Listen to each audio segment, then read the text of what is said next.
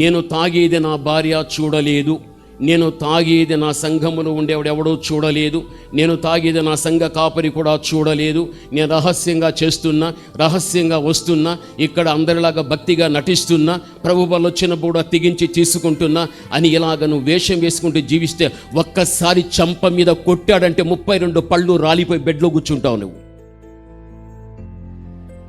అప్పుడు యేసయ్య కావాలండి, అప్పుడు చేసిన ప్రతి పాపాన్ని ఒప్పుకుంటావు. ఎందుకు తెలుసా? వ్యాధితో చచ్చిపోతావు, చావు భయం పట్టుకుంటుంది.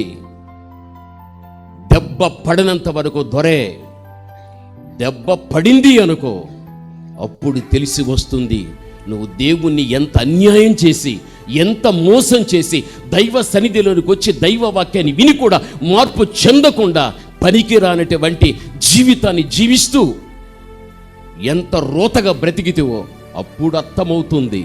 అప్పుడు కావాలి ప్రార్థన, అప్పుడు కావాలి సేవకుడు, అప్పుడు కావాలి చర్చి, అప్పుడు కావాలి వాక్యం, అప్పుడు కావాలి ఉపవాసం, అప్పుడు ఎక్కడలేని భక్తి కావాలని వెతకడం జరగగలుగుతుంది. అటువంటి భయంకరమైన దుర్భర పరిస్థితి జీవితంలో కలగకుండా ఉండునట్లు ప్రేమ కలిగిన దేవుడు ప్రేమ సందేశాన్ని ఇచ్చేటప్పుడే ఆ సందేశానికి అనుకూలంగా జీవించడం నీ ధర్మం. అది